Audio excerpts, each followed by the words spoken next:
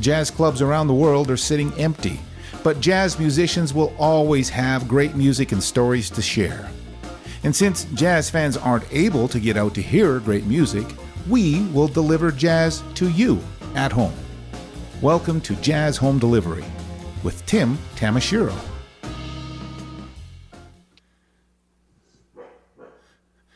Hello, I'm Tim Tamashiro. Welcome to Jazz Home Delivery. And of course, we're at home, and right now my dog is deciding that he wants to bark.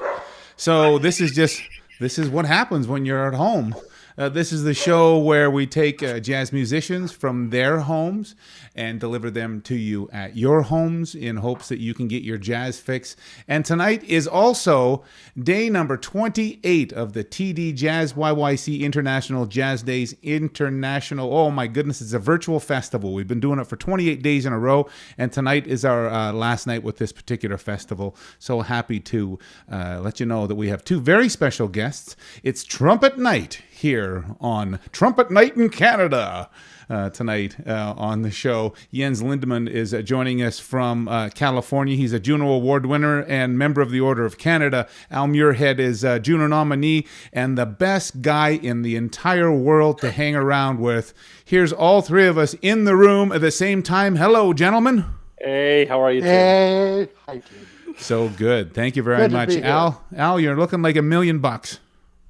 Well, you know, you heard that saying, the 3 stages in life. Oh. Youth, middle age, and you're looking like $1 million. Oh, you're... I got you, Tim. This is why you're the best guy in the world to hang around with. You always got a zinger like that, right? You know how to put me in my place, too. That's good. No. I do enjoy it. Jens, I hope you've had a wonderful day in California because you live in Los Angeles, is it? I do. I've been in Los Angeles almost 20 years now. Yeah. Wow. You don't look it. Thank you. Yes. I don't know what that means, but I accept your. You look like $1 million. No. Hey, thank you. I'm ready for that stage of my career too. But missing Alberta terribly. I'm from Alberta originally, of course, and I miss home, especially seeing the two of you who are such icons, both Canadian and Alberta icons. Really great to be here with you. Oh wow, it's icon. It's here we are. It's an icon trifecta, I guess. I don't know. Just means you look like $1 million, Tim. That's all there you go. It's the $1 million trio. Yeah. I wish.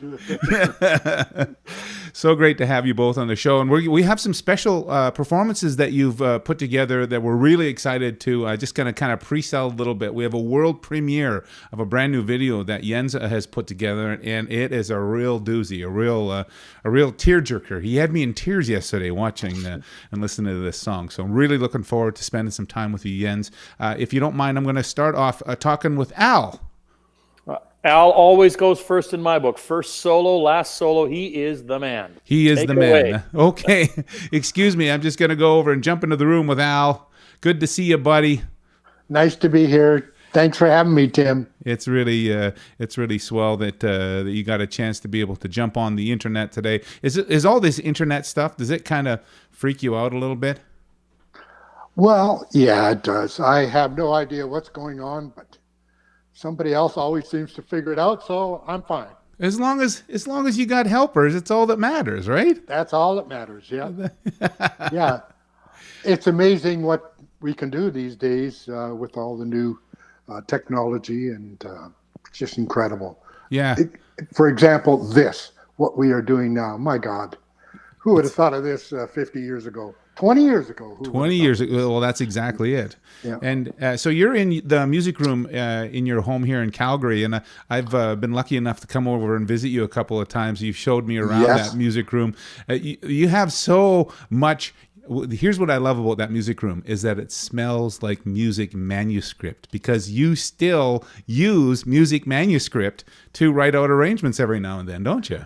Yeah, I do. I find it so much faster than getting on the music program like Finale, and because you got everything else going on. What command do I do here and command do with the pencil and the manuscript? You just write.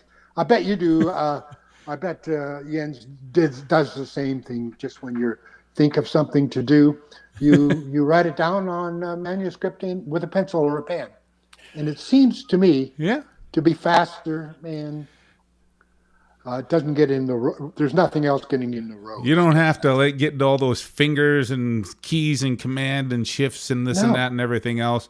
But that's the way, literally, that is the way you were brought up in the music business. And you've shared with me many times where you'd be sitting around breakfast tables, writing out tunes for a television show that you had coming up maybe that night with a whole bunch of other musicians, and the coffee pot was brewing. And oh man, you guys worked your butts off back in those days. Well, it was a lot of work, but gosh, it was a lot of fun too. And I'm thinking that a lot of the younger people are missing the joy of writing on manuscript, and even knowing all the different clefs and signatures, and a lot of them don't really understand it. But then they can't spell either, nor can they add, nor can they write. They don't do any of these things anymore. So, well, you've noticed a new world. It is a whole new world, and who knows if it's better or if it's worse. But you have noticed something about jazz musicians these days. You see that they have a very different sound than what you experienced as a musician early in your career. What do you think has changed the sound, and how do you describe the sound? Well, the way I look at it, I think it's because jazz music is now in every university and college and high school all across North America. And when I first started to play, there was no jazz music being taught anywhere. And now it's being taught in all the schools, and you have to learn this scale and that scale and learn to play this tune and that tune. And you play this way and you do this and you do that. And to me, they're all coming out, or a lot of them are coming out sounding the same. And I think that's not so good as far as I'm concerned. I like the old days when everybody had their own sound. Like Miles did his thing, and Clifford did his thing, and Dizzy did his thing, and Chet did his thing. Yeah. And everybody was an individual. Now everybody seems to be doing a lot of the same things. Now, that's not entirely bad. They are all incredible technicians. Technicians, yeah. And my God, they can play rings around any of us old guys then and now. And it's incredible that. Now, if they can ever get back just to thinking about the music, and I think that would really bring things along better. Well, in that, I guess when you were kind of learning jazz, well, number one, there was no such thing as a university where you could go learn jazz, right? No, none. Nothing. No. Not even thought of, because it was all just classical music and traditional music training, those types of things. So you had to go and learn your sound almost through osmosis, right? You'd have to go to jam sessions and try out a new song in a different way that you had never, ever considered, but you would literally just walk the tightrope and see what you could do and learn that way, right? Oh, look at that. You're getting wine. How's that? Thank you, dear. Well, I like that. Well, yeah, it was a different way to learn. And the thing that I liked about it, Tim, is we could make our mistakes and not worry about them. And we didn't try to be perfect. We just tried to really make the feeling feel good. And when we got on stage, we were there for a purpose. We were there to play for the people that were out front. We weren't there to let anybody else know how wonderful we are, or that we were there to entertain and to play. And music was how we did that. So it was. It was a different time, and a lovely time. Do you think that music was more of a service back then than it was a way to show off your skills? I'm not so sure about that. When I first started getting into jazz, it was during the big band era. and when the Glenn Millers and the Duke Ellingtons and all those were the pop music of the day. So, and then one time they had a big meeting in New York. And by the way, our premier's grandfather, Mr. Mark Kinney, went to that meeting, and all the great band leaders were there. And they were trying to figure out what's wrong, what's happening with our business. Well, Elvis Presley had just come onto the scene, and he was singing a new kind of music, and he had a solid body guitar, which was unheard of, made by Mr. Leo Fender, and things were changing. They didn't want to hear the old big band music anymore, and they weren't dancing the way they used to dance. Now they weren't even touching one another. One could be at one side of the room, and somebody else could be on the other side of the room, but they were still dancing. and that's just the way it was. Yeah. And things changed. And the popular music of the day changed. The nice thing about being trumpet players is we were never popular, so we were invited to play with all the styles of music. Oh, the country. You were an MVP. We were in the orchestra. We played in the military band. We played in the big jazz band. So we were very lucky being trumpet players. No kidding. Yeah. Well, you think of Ring of Fire without trumpets, right? Think of Ride of the Valkyries without trumpets. You think of all sorts of different types of music without trumpets. It's crazy. Oh, Lost in Earpiece. Right. Yeah, for sure. Well, Al, I want to play one of these songs that you have recorded for us, and this one's a real special one. This one seems to be like the theme song for this pandemic / virtual jazz festival kind of idea. And the name of this song is Alone Together. What's your interpretation of this particular title, and why does it seem like the appropriate song to play right now? Well, because we are all alone, but we're all into this together. And I think that the tune says it all. It's a lovely song, by the way, too. And that's why I chose this one to play. And this is a kind of a trumpet player's anthem of sorts, right? This is one that trumpet players always have in their back pocket. Yeah, well, it's a standard that you better learn if you're going to be a trumpet player. Words to the wise, coming from Al Muirhead. We have Al Muirhead now. He's performing with Chris Andrew, a wonderful pianist from Edmonton, one of our go-to guys here in Alberta and especially in Canada as well. So here's Al together with Chris Andrew, Alone Together, as part of the TD JazzYYC International Jazz Days Virtual Festival, Day 28.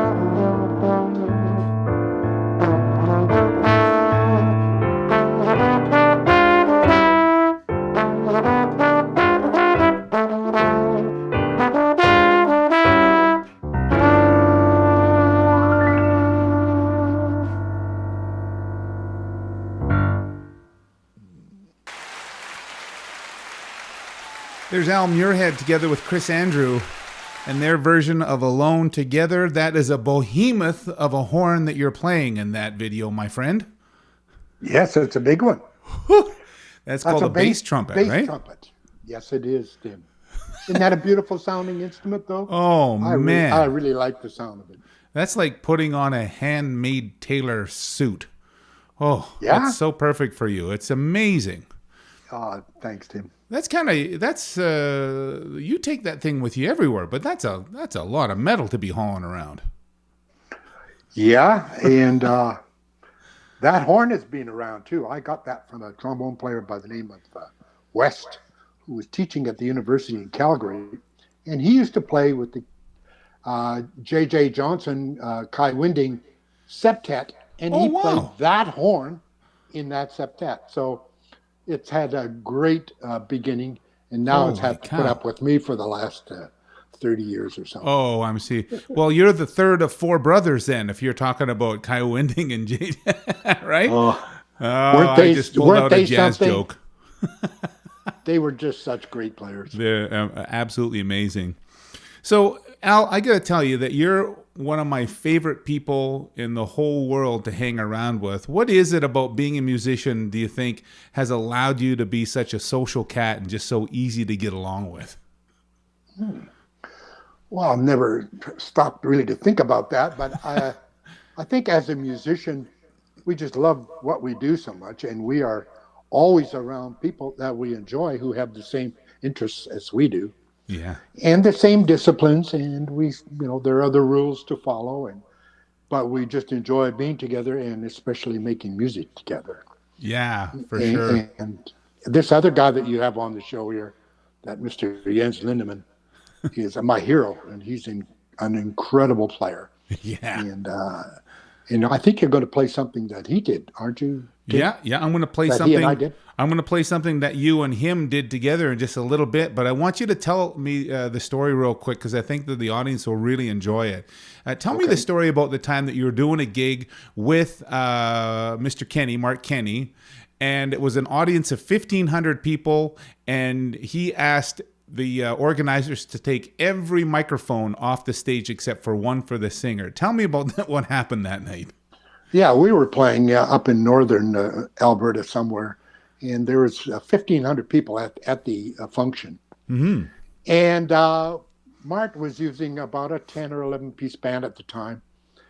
And we get on the stand, and there's microphones in front of everybody. And Mart says, I want you to take all these mics off, just leave one for me and one for Norma, my wife, who's going to be singing. That's it. Get rid of the other microphones. And the sound guy said, but Mr. Kenny, there's 1,500 people here. He said, get rid of the microphones. So they did. So they introduced Mark Kenny and the band, and they must have clapped for 10 or 15 minutes before we played a note. Wow. It was incredible how he was received in that town. And then he said to us in the band, just play normal. Don't try to play up to this volume of that's going on from the audience. Just play normal. So we did. We started, and all of a sudden the level came way down, and people could hear the band, and there was 1,500 people on the dance floor dancing. It was magical. It was really something. Oh. But it was different times. It was different times, but I applaud the fact that Mr. Kenny was just so adept at understanding that if you have 1,500 people and you got a band, that you're going to share the space together, and you're going to enjoy the space together. So that meant that the volume of the audience would come down in order to accommodate the band. Yeah, and in those days, when you went to hear a big band like Duke Ellington or any of the big bands. Yeah. They would come to town, they would play a concert for an hour, then they'd have their break, then they would play a dance. So you'd be dancing. All of a sudden, those 1,500 people are now a part of this evening. They are dancing to the music. There were no microphones there. There may be one at the most, but everything was acoustic. It was, man. Yeah, it was great.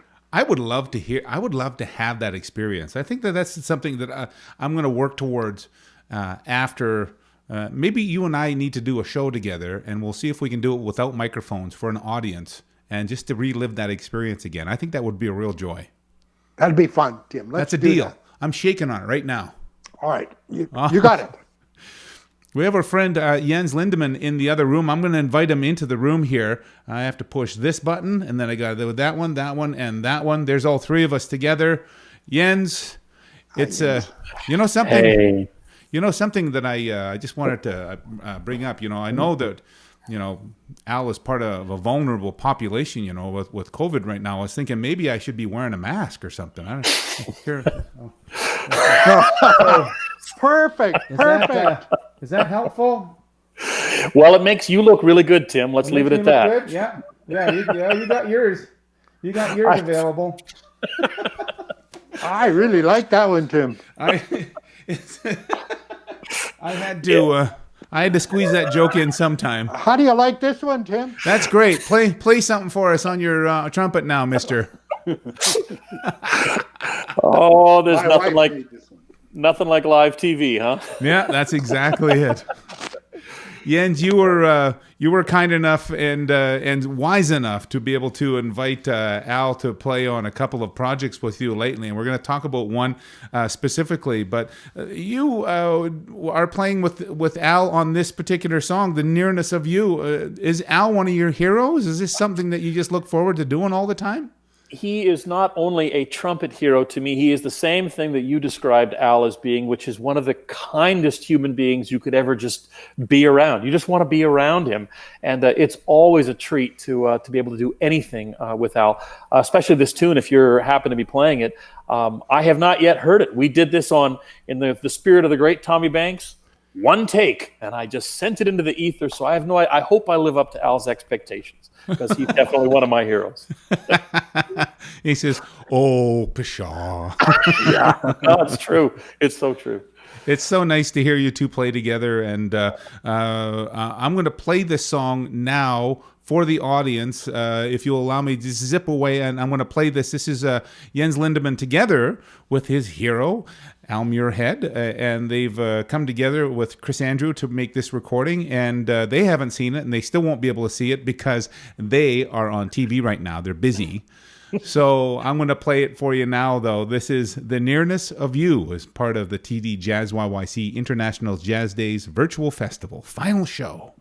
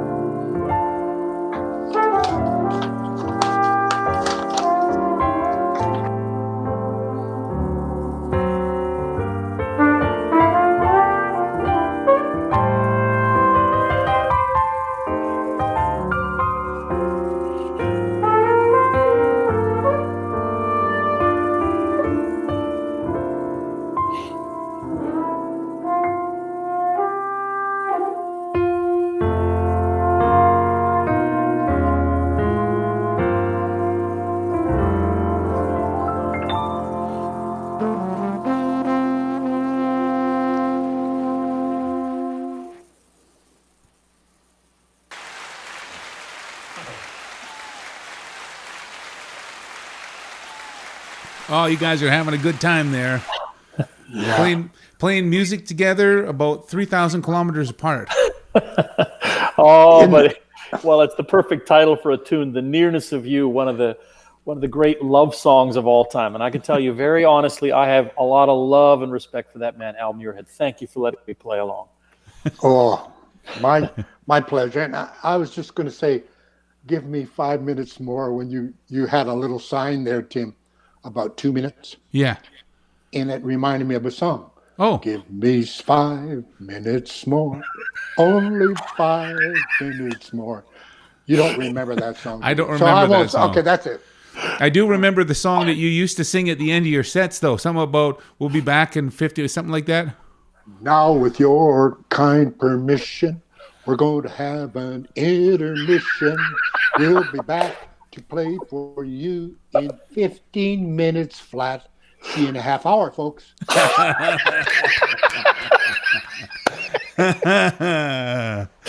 This is why we love you, Al. This is why we love you. For those of your listeners that might not know this, Al Muirhead literally knows every song ever written. And what he doesn't know, the handful that he doesn't, nobody fakes in the world like Al Muirhead. Nobody. That's right. It's always a treat to spend time with you, Al, and I'm especially happy that you could do it here on day 28 of 28 days of this virtual festival. Yeah. I'm going to leave you to your glass of wine that your lovely wife Ida brought in for you, and I'm going to zip over and talk with Jens here a little bit, all right? You bet. Awesome. Thank you, Thanks. Al. I do appreciate it. We have the two of us in the room now, Jens Lindemann, Juno Award winner, member of the Order of Canada. It's a real treat to hang out with you anytime. Tim Tamashiro, a treat to talk with you, and especially to have Al on this show as well. He truly is a gem, and not just a Calgary hero, admired and respected across the country. So I'm so delighted that he's here. And thank you for putting this series on. For in this time of crisis, you've salvaged something really, really admirable and wonderful, and I commend you for going for it. Thank you very much for the vision to put this on. Well, I don't know if it was vision. It was always. Well, let's not dilly dally. Let's not try to make it great. Let's just try to make it quick, and we'll hopefully get it to the point where it gets better. And I can't tell you the amount of meaningful conversations that we've had over the last 28 days, and I am really thrilled that we could be a big part of it. I have to take my hat off to you, Jens, for your inspiring work that you've done here during COVID. You created a tribute to frontline healthcare workers, and you did it very, very early. You brought in 32 trumpet players, renowned trumpet players from around the world, including Al Muirhead, and you made a music video called "A Hope for the Future." Tell me what inspired you to share music in such a giving way. Thank you for that, Tim. Well, the entire world is in sequestration right now, and I literally invited 32 players representing 14 different countries to do this song together, because my wife and I were watching the news one night and watching the stressed, pained look on the faces of healthcare workers, people right on the front lines who were stressed out. None of these people signed up for this. They did not sign up for this kind of danger pay where they put themselves in harm's way and then have to take that back to their families. The stress level was enormous. And so we were inspired by a colleague of mine, Ryan Anthony, who is ill with cancer and started a great foundation called Cancer Blows. And Ryan has taken this thing head on. So the idea of gathering trumpet players around the world to literally blow away cancer was the impetus to bring trumpet players together from around the world to give people hope that we are really all in this together. And it was to provide people with a simple distraction from the everyday madness of what we've all been going through for the last 2 months. Wow. And that video has really caught the imaginations of people around the world. I checked this afternoon, there's like 283,000 views of it on YouTube. It's amazing. It's been a spectacular response, and what's been really, really encouraging has not been the response so much from the trumpet community. I mean, I knew trumpet players were going to find a video like this with all of this talent in it. Of course, that was not really the target audience, so to speak. I've been getting so many emails from people in the medical profession who have thanked us for doing something like this, for recognizing them. There have been a number of national radio and television interviews that I've done, all talking to that. And what's really great about it, and the reason I think it's resonated with the public, is that it certainly wasn't just about the trumpet. We're just the catalyst to remind people that we are all truly in this together. And I think that's why it has been effective. What do you think it is about music that is... Well, let me back up. My neighbor came up to me just right at the very early part of the COVID, and he said, "Tim, I think that music is an essential service." What is it about music that is healing? Maybe that's an unfair question. Maybe that's too big of a question, but I'd love to hear your thoughts. There's nothing unfair about that.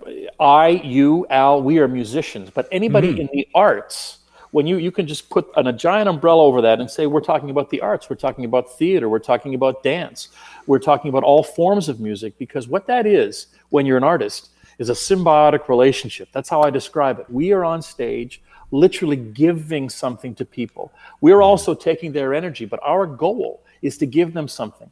And what could be more important these times right now than to say to your fellow neighbor, literally next door, and given an opportunity such as this around the world, to say, we care about you. And if there's anything we can do to make you feel better in your day, you've done something very, very important.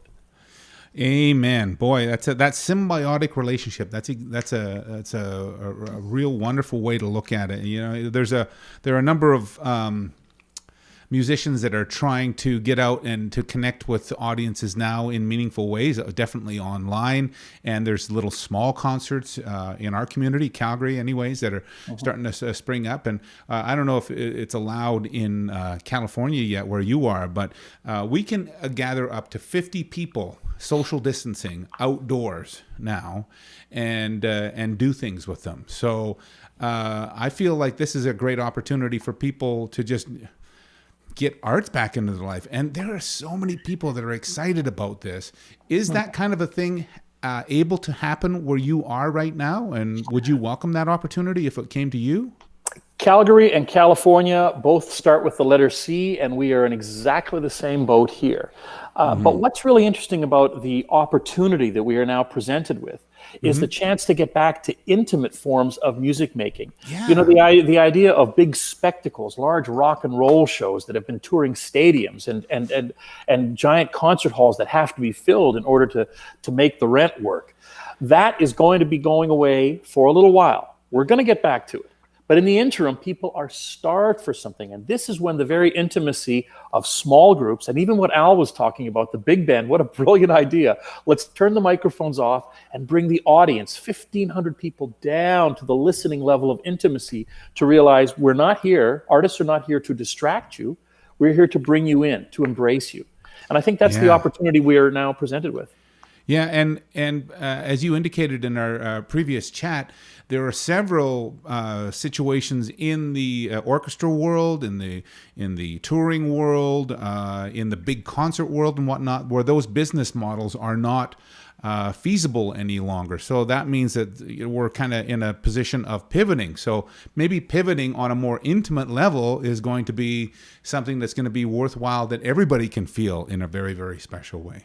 Well, I agree. I think it's probably not a secret to anybody on the planet that the model of large organizations, full symphony orchestras, the business model doesn't make any sense. And we do it anyway. And we love the music because the music is so awesome. We find a way as artists, as management, as presenters to say, the music is too good. We're not going to let go of it. If something is not good, it's going to go away. That is the norm of pop music, of any form of music. But when it's really, really good, it will come back. But right now, we have to be a little leaner, and I think pivoting is the best way to describe that. And when we come back from hearing this song that you've recorded, it's a beautiful song, by the way, and it's so appropriate this time to play it at this point of our chat, because the song is called Prayer. Written by Christian Alexandrov, and you and Christian are great friends. But you've toured and you've done shows for thousands of people, et cetera, et cetera, et cetera. But that might not be possible in the near future, and there is going to be a certain select group of the music business that will not have the same capacity, I guess. Anyway, I don't want to get too deep. I don't want to get too deep into it. I want to play the music video more than anything, because I think that it's a touching video, and it really makes a lot of sense right now, just in a healing way. If I may just give 20 seconds of background on it. It's one of Christian's solo tunes, and I've heard him play it for years as a piano solo, and he's always asked me to play along, and I never did.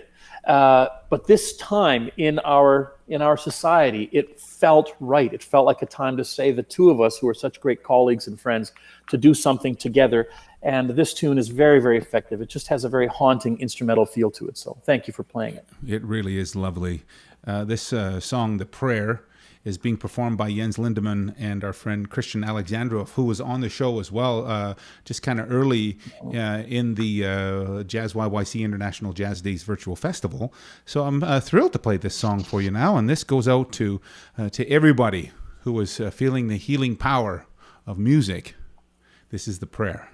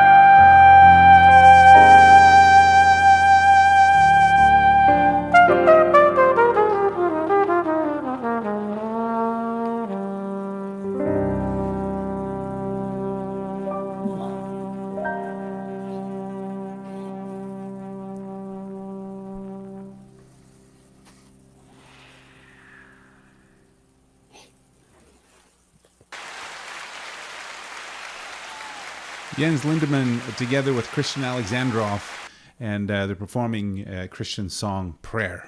It's a beautiful song. Thank you, Tim. And thank you, Christian, for writing it. Thank you. Yeah, it's wonderful.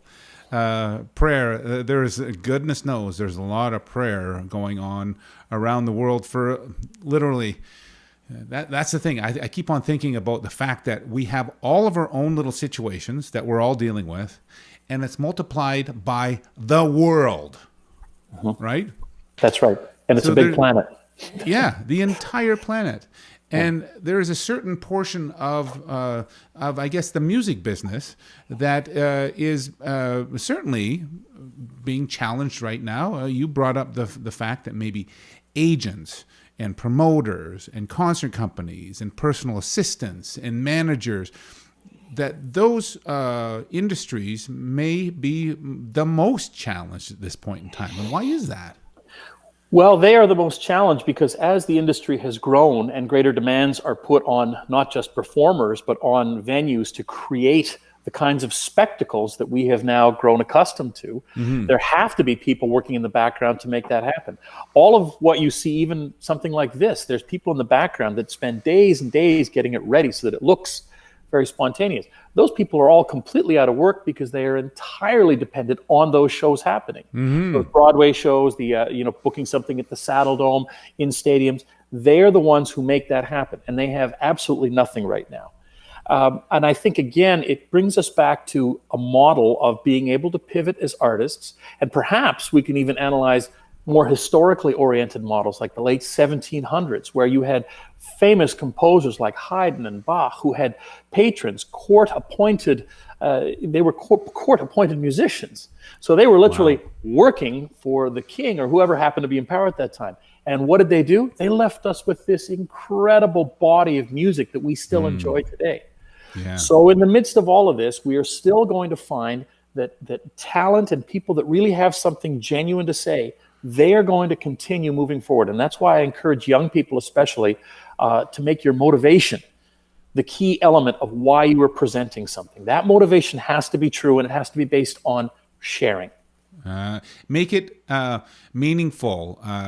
Pull away from the ego base of the music and turn it into more of a boomerang, where you can have your own gift and throw it out to the audience, and they can send back their gifts back to you, and just make that cycle happen over and over again. Well, I mean, look at the world we live in today. Anybody with a computer connection has their own television show. They go Facebook Live and they start broadcasting what they have to say. Yep. I remember telling my wife once, just to keep it in perspective, I was stressing out thinking, I should have posted something on my Facebook page. And she looked at me, because I'm married way above my pay grade. And she simply said, you know what? It's called social media for a reason. It's not professional media. In other words, the people we're reaching to are already the friends and ones that support us. Yeah. What you have to think about is the music business. 2 words. And you have to find a way to get your voice out there in a manner that appeals to people that don't know you. And that's a much trickier thing to do than I think this current generation is aware of, because they are so ensconced in seeing themselves. They're very comfortable in front of cameras. That's enviable. They have access to limitless information. They just go to the Google. But information is not knowledge. Yeah. And that's why, again, I come back to Al Muirhead, who is a living piece of legacy and history. It's understanding that part of the puzzle that will make even young people start to appreciate, look in the mirror just a little more carefully at why they're doing something. Celebrity culture has literally pretty well evaporated over the last 70-some days. You know, you don't see articles about so-and-so and so-and-so going out to so-and-so club or getting into this type of an incident or whatever. But what we do see is a lot more meaningful things popping up on Facebook, on our social media. I saw a country music special just when this all happened on a Sunday night. The biggest country stars in the world playing out of their kitchens with guitars. Yeah. And I'm not belittling it. I'm just humanizing it, saying this happens all around the planet. Kitchen parties, in the backyard by a fire pit, at the camping ground. Yeah. That's the essence of music. And those people that really are doing that for the right reasons, they will survive and thrive. And those that aren't, they're motivated by the wrong thing, and they are going to go by the wayside. And I'm not going to miss them. And either will most people. It's very interesting. We have a very mutual friend. The three of us have a very mutual friend in the great Tommy Banks, one of our greatest legends here in Alberta, and he inspired so many of us to be thoughtful and realistic in the music industry. And you've put together something that is very, very special in tribute to Tommy. Tell us about how this came about.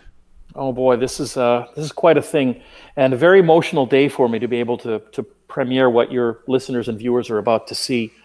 3 years ago, we did a concert in Toronto of Oscar Peterson's music. We put a big band together called the Order of Canada Big Band, and there were all these great solo stars and the greatest players in Toronto fleshing out the big. And we did a live recording, and Oscar's piece was literally it's a musical journey across the country from the east to the west, and every movement represents a different part of the region. One of the greatest things Oscar ever wrote. So we finished the piece, and at the end of all of that, the audience was on their feet and there was applause, and we had no encore. We didn't know what to do. And Tommy, sitting at the piano, immediately broke into Oscar Peterson's Hymn to Freedom.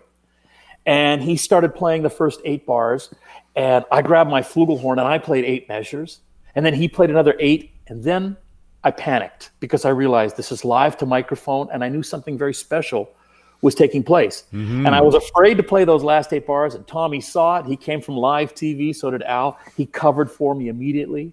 And at the end of that verse, he broke into this gospel groove, and then the courage came for the band, and the great Terry Clark started playing drums, and we had Don Thompson, Phil Dwyer, yeah. Guido Bassa was there.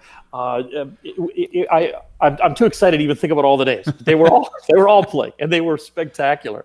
Dave Young on bass, and I finally got my courage, and I grabbed my trumpet, and we played, and the audience went crazy. And it was the last thing we played, and it was spontaneous. That's the backstory. Yeah. We turned that into a recording, the Canadian Suite and Hymn to Freedom, and it got nominated for a Juno Award 2 years ago. It was lovely. A lovely moment. Yes. Now we come to the present. This past summer, we did a big band recording up at Banff Center. Al, of course, was in that big band. And all the music was all the classic big band era stuff. And it was all arranged by the incomparable Matt Kattengoop, who was an absolute genius when it comes to writing and directing. And I asked Matt, would it be possible if we took Tommy's live performance from that show in Toronto, if we cut that out of the recording, could he build an arrangement just around Tommy's playing? And Matt said, yeah, I could do that. I had no idea how he could do it, but he did it. And so we literally did the recording with Tommy himself playing that part from Toronto 3 years earlier. And Matt built a big band arrangement around him, including the moment where I played 8 bars and didn't play the last 8 bars of the first verse. So you'll hear that and have a little smile when you get there. And just this morning, and this is what I'm so excited about, Rob DeVito, another friend of mine, a great musician in Toronto and also an excellent videographer, took all the videos of us, literally all of us in sequestration across the country, playing to that recording. And he took that video and put it together and created a montage. So he has literally brought Tommy back to life for now and forevermore with this imagery. And when I saw it this morning, I was in tears. And it wasn't just because we got to see our old friend who was so meaningful to the music industry and education across the country, but because the essence of Hymn to Freedom is so prevalent right now. It was written by Oscar in the early 60s, and it was taken on by the American people as an anthem for the civil rights movement. Such an influential, powerful piece of music. It is the ultimate reminder that we are in this together. Whether it's a pandemic crisis or whether it's religion or color or creed, we are just human beings. And that's why this piece was so powerful. And getting to premiere it tonight live for the first time, like I said, I was just so moved to get to present this to you and your audience. That makes 2 of us. And as I sent to you, I had tears listening to this as well. So hopefully the audience can have the exact same experience. It's an exceptional recording, and I'm just gonna play it. Here's Jens Lindemann together with so many luminaries from around Canada, performing this world premiere of this performance of Hymn to Freedom.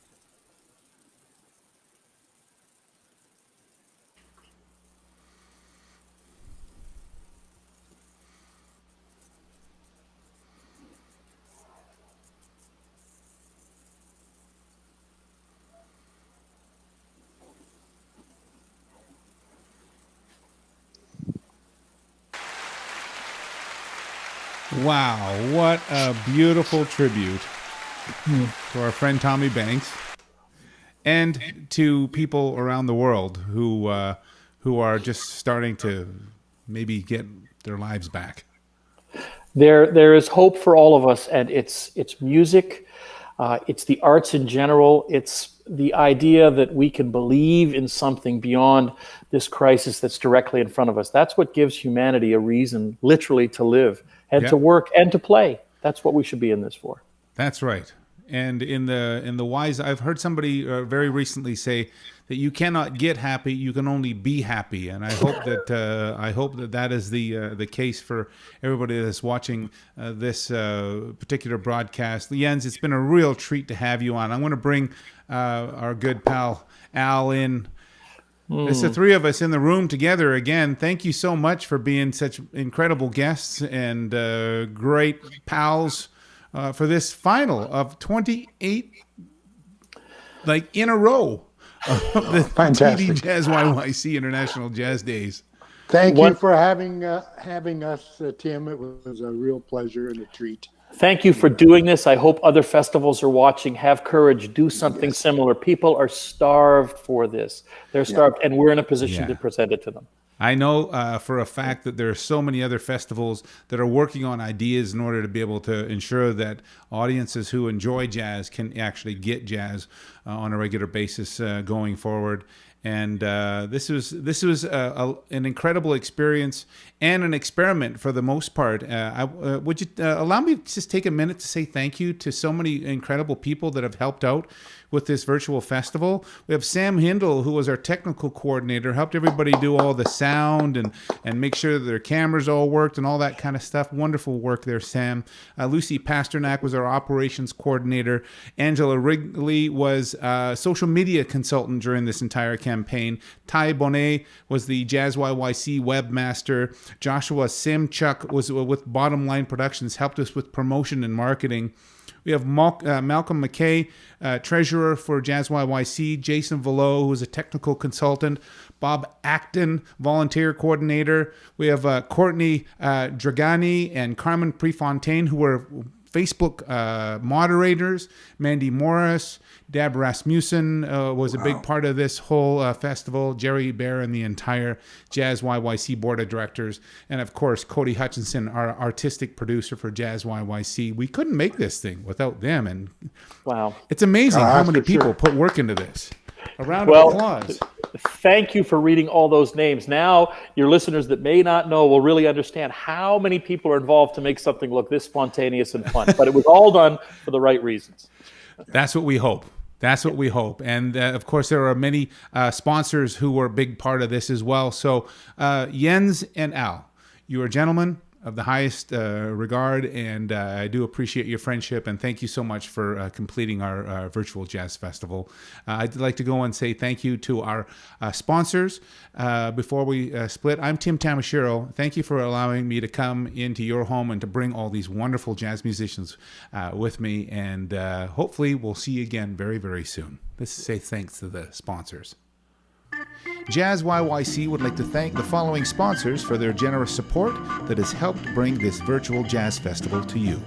TD, Jazz Home Delivery, the City of Calgary, Alberta Foundation for the Arts, the Government of Canada, Calgary Arts Development, Inglewood BIA, CKUA Radio, Calgary Public Library, CADME, the Coalition for Music Education, Music Monday, Studio Bell, home of the National Music Center, Decidedly Jazz Danceworks, Arts Commons, and the Music Mile.